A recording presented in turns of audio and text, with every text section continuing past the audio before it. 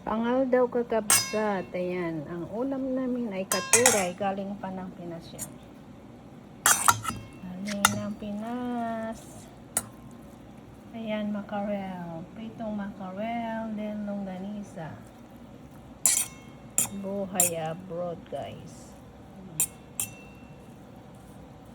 So, ito na ang ulam. Makakaraos na. Ayan, guys. Let's eat. Pupunta na naman kami sa trabaho. Yan. Maganda ang weather today. Yan. Hindi mainit, hindi malamig.